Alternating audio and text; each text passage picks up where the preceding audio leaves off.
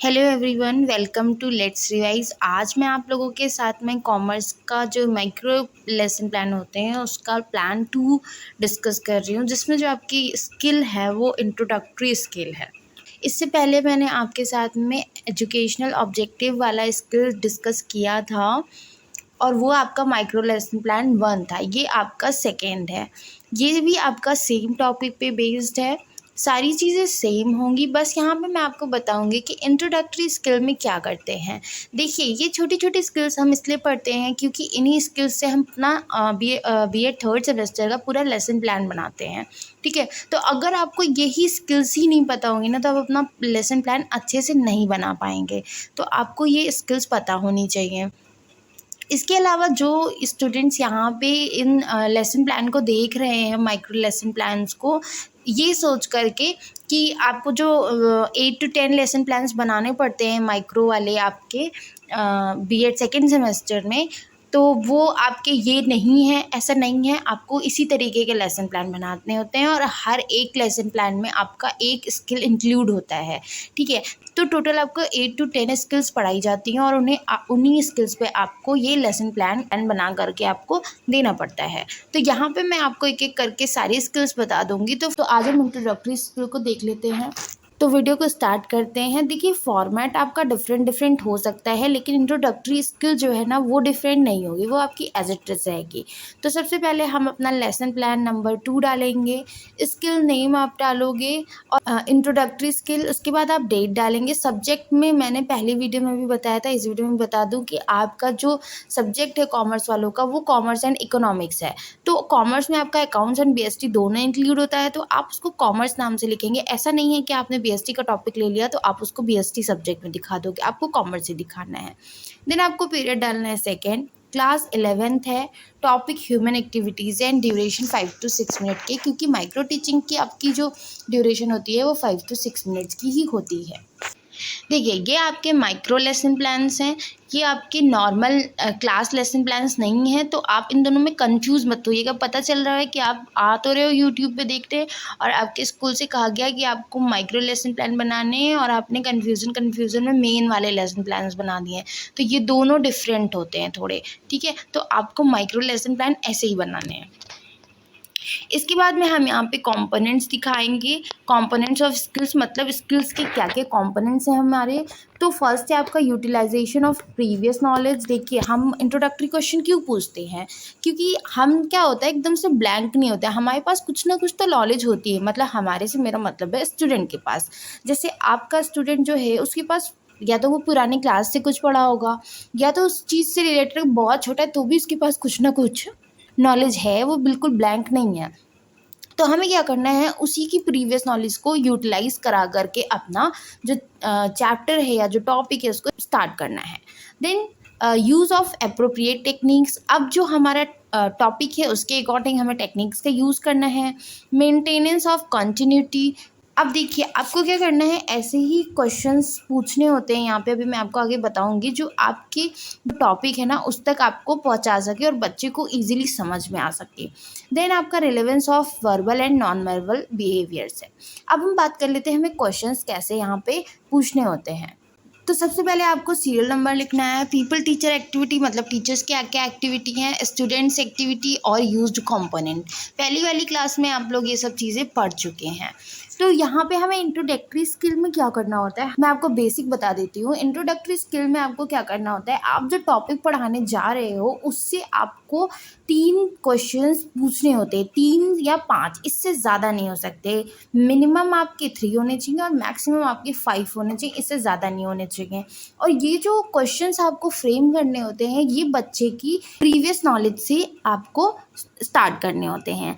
फिर आपको उस क्वेश्चन से ही क्रिएट करते करते आपको बच्चे को अपने टॉपिक की तरफ ले जाना होता है।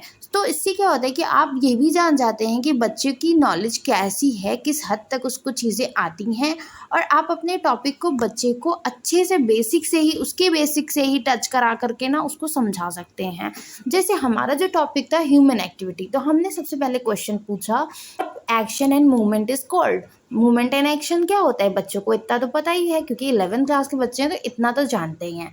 तो दैट इज कॉल्ड एक्टिविटी। देखिए एक चीज़ का यहाँ पे ध्यान रखिएगा कि यहाँ पे जो भी आप स्टूडेंट एक्टिविटी में आंसर लिखेंगे ना, वो फुल आंसर लिखिएगा। जैसे यहाँ पे सिर्फ शॉर्ट आंसर लिखा है दैट इज कॉल्ड एक्टिविटी, ऐसा मत लिखिएगा, ठीक है। आपको लिखना है action and movement is called activity. और यहाँ पे जो आपका कंपोनेंट यूज़ हो रहा है, मतलब जिस कंपोनेंट का आप यूज़ कर रहे हो इस क्वेश्चन को पुटअप करने में, वो आपका 1 और 3 है। नेक्स्ट है आपका क्वेश्चन यहाँ पे पुटअप हुआ, व्हाट इज़ ह्यूमन एक्टिविटीज़। अब देखिए जब बच्चे को पता चल गया कि एक्टिविटी कहते हैं हम उस चीज़ को, तो हमें ये तो जानकारी हो गई कि बच्चे को पता है कि एक्टिविटी क्या होती है। तो हमने बच्चे से पूछा कि अब ह्यूमन एक्टिविटी क्या होती है, क्योंकि हमारा टॉपिक ही ह्यूमन एक्टिविटी है। तो बच्चे ने हमें आंसर दिया कि those activities are perform by human being are called human activities, ठीक है। अब हमें क्या करना है, हमें अपना टॉपिक स्टार्ट कराना है। तो टॉपिक स्टार्ट करने के लिए हमें लास्ट में जो भी हमारा लास्ट क्वेश्चन होता है, पहली बात तो वो इन दोनों क्वेश्चन से सीक्वेंस में हो। जो भी आप क्वेश्चन नंबर 1 क्वेश्चन नंबर 2 पूछ रहे हैं वो एक दूसरे से रिलेटेबल होने चाहिए।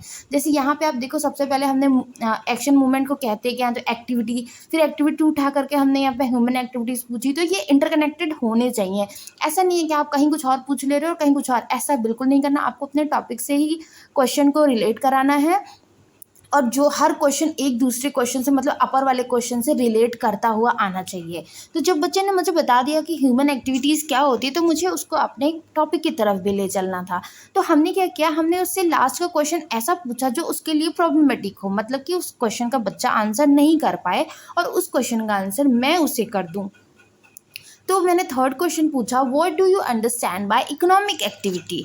अब बच्चों को इकोनॉमिक एक्टिविटी बहुत सही से क्लियर नहीं पता थी। तो बच्चों हमने क्या किया, ये बच्चों के लिए प्रॉब्लमेटिक हो गया। बच्चे सोचने लग गए या चुप होके बैठे थे, जो भी किया उन्होंने, तो ये थोड़ा हम उनके लिए प्रॉब्लमेटिक था। तो हमने यहाँ पे स्टूडेंट एक्टिविटी में दिखा दिया कि प्रॉब्लमेटिक क्वेश्चन, ठीक है। आप आंसर नहीं दिखाओगे क्योंकि बच्चे तो शांत है ना, यहाँ पे उन्होंने कोई आंसर ही नहीं दिया। तो ये आप जो यहाँ पे आंसर लिखा है ना, इस आंसर को यहाँ पे नहीं दिखाएंगे। ये आंसर यहाँ नहीं होगा, यहाँ पे सिर्फ आपका ये प्रॉब्लमेटिक क्वेश्चन आ जाएगा, ठीक है। तो यहाँ पे आप देख सकते हो कि हमने 3 क्वेश्चंस बताए, जिसमें से 2 हमारे क्या थे, रिलेटेड थे, तीसरा भी हमारा रिलेटेड था उसी एक्टिविटी से। बस क्या था उसमें, हमें बच्चे को ऐसा क्वेश्चन पूछना था जो बच्चे के लिए प्रॉब्लमेटिक हो और जिसके बाद में हम जस्ट अपना टॉपिक स्टार्ट कर सकें। तो हमने क्या किया, अब यहाँ पे बच्चा कंफ्यूज हो गया, ये चीज़ हम आगे जा करके कंफर्म कर लेंगे। तो ये चीज़ हम आगे जा करके न्यू स्किल में अपने ऐड ऑन करेंगे, ठीक है। तो यहाँ पे हमारा स्टेटमेंट ऑफ एम आ जाएगा। वहाँ पे हमारा स्टेटमेंट क्या है, तो हम इसका आंसर देंगे कि जो इकोनॉमिक एक्टिविटी होती है वो क्या होती है, और हम बच्चे को फिर अपना चैप्टर पूरा अच्छे से एक्सप्लेन करेंगे, जो कि आपका एक्सप्लेनिंग स्किल में आएगा। तो एक्सप्लेनिंग स्किल जो है हम वो नेक्स्ट वीडियो में पढ़ेंगे, ठीक है। तो जब मैं एक्सप्लेनिंग स्किल बताऊँगी तो आपको फिर मैं अच्छे से वहाँ पे समझाऊंगी। तो सबसे पहले हम अपना ऑब्जेक्टिव डिसाइड करते हैं, जो स्किल आप समझ चुके हैं। उसके बाद हम बच्चों को इंट्रोडक्टरी क्वेश्चंस पूछते हैं, इंट्रोडक्टरी वाला भी आपको स्किल समझ में आ गया। इसके बाद में थर्ड होती है एक्सप्लेनिंग स्किल या एक्सप्लेनेशन स्किल, जो कि हम नेक्स्ट वीडियो में समझेंगे। और ऐसे ही जब ये स्किल को हम एक साथ रखेंगे ना, तो आपका पूरा एक लेसन प्लान बनता है।